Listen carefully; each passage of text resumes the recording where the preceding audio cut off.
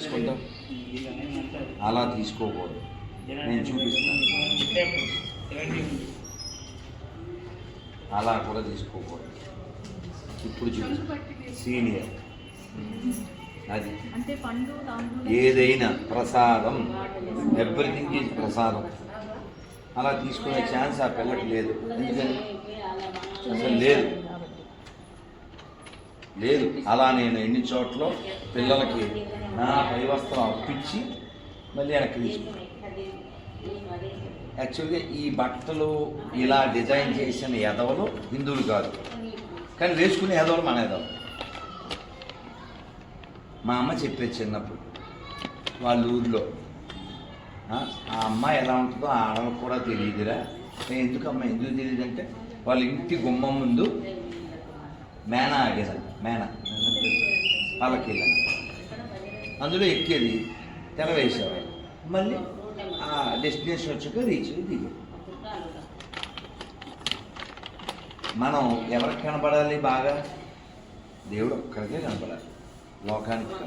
నేను అక్కడ దండం పెట్టినా ఎక్కడ దండం పెట్టినా, భగవంతుడా నువ్వు వినోదించేలా నేను జీవించాలని.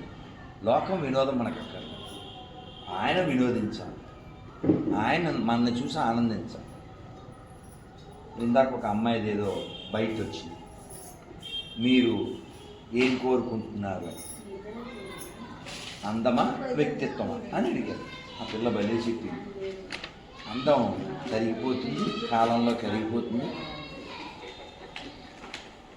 అమ్మ కొంచెం మాట్లాడకుండా ఉంటే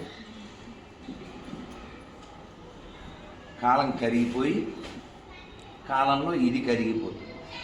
మా అమ్మ బలి అలా పొడుగ్గా, ఇక్కడ ఉన్న వాళ్ళందరికీ తెల్లగా ఉండేది మా అమ్మ. గర్వంగా చెప్తాను, ఇది మా అమ్మ, ఇది బూడిదే, ఇది మా అమ్మ. కాబట్టి మనం నచ్చాల్సింది ఆయన ఒక్కడికే, మనల్ని మెచ్చాల్సింది ఆయన ఒక్కడే. అందుకని మనం ఖచ్చితంగా 3 విషయాలు ఇందా చెప్పానుగా, కట్టు, బొట్టు, జుట్టు. నువ్వు very good in this aspect, in this aspect. ఇది తెలియదు కాబట్టి ఇంకో విషయంలో కూడా బెటర్ దెన్ ఇక్కడుండే యాంకర్స్. ఏం చెప్పా విషయం, యాంకర్స్ కంటే నువ్వు వెరీ గుడ్ ఏం చెప్పు. 100కి 99 మంది యాంకర్లు గాలిగోలు చేస్తుంటారు. నువ్వు జడ వేసుకున్నావు, ఆ విషయంలో వెరీ గుడ్. యాంకర్లు గాలిగోలు చేస్తుంటారు 100కి 99 మంది. ఏ పోయే కాలం మనకు తెలదు అనుకోవాలి, వేరే కన్నా అదేమన్నా రూలో మ్యాండేటరీయో రాజ్యాంగం.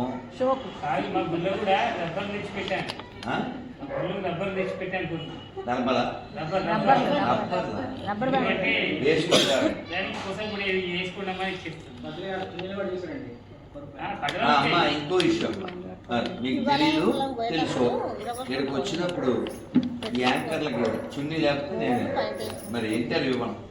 అది మా దగ్గర వేసాలుగా ఇస్తాం. మొన్న పిల్ల, నేను ఎందుకు బాగానే ఉంది, నీకు బాగుంటే కాదు, పద్ధతి ఉండాలి. శాలువా ఇస్తే నేను వేసుకొని కిందకి వెళ్ళి కొనుక్కొచ్చి అక్కడ విజేత దగ్గర ఇంటర్వ్యూ. ఇంకోసారి అంతే. అసలు మనం మనలా ఉండకపోతే ఎలాగా? మనం మనలాగే ఉండాలి. అలాగని చెప్పి జయజమ్మ మాయమ్మ అలాగే ఉండాలని ఏం చెప్పట్లేదు. కానీ మన మీద భగవంతుడి దృష్టి పడాలి తప్ప లోకం దృష్టి కాదు. చాలా బాగుంది, ఎవరికి కావాలి, చాలా బాగుందన్నాడు ఎలా చెత్తం అని కూడా అన్నాడు. కాబట్టి లోకం యొక్క మెప్పు మనకొద్దు, లోకం యొక్క తుప్పు మనకొద్దు. ఓన్లీ 2 అంతే. 98 you are very good, better than maximum. వాధ్యాసనార్థద సకృత్తు పుణ్యవతామేవ స్వర్గం సాక్షయమశ్నుతే. ఇది పద్మపురాణంలో చెప్తున్నారు. పుణ్యాత్ములైన మహాపురుషుల సంస్పర్శము, సందర్శనము, ధ్యానము, నామోచ్చరణము, వారితో సంభాషణము ఒక్కమారు చేసిన మానవుడు అక్షయమైన స్వర్గసుఖాన్ని అందుకుంటారు. మహాపురుషులతోడ నిత్య సాంగత్యం పెట్టుకుంటే సర్వ పాపక్షయం అవుతుంది. బతికి ఉన్నంతకాలము అనంతమైన సుఖాన్ని అనుభవించి కడపట మానవుడు నాలో విలీనుడవుతాడు. అంటే సత్సంగము అది చెయ్యాలి. సత్సంగం అంటే రెండు రకాలు. చదువుతాం కదా భగవత్ సంబంధమైన పుస్తకం, అది సత్సంగం. ఈ పుస్తకాల్లో ఉన్నట్టు జీవిస్తారే, వాళ్ళతో మాట్లాడతామే, అది సత్సంగం. రెండు చూడాలి బంగారు. ఇప్పుడు నేను ఈ చదివిన శ్లోకము ఇందులో ఎన్ని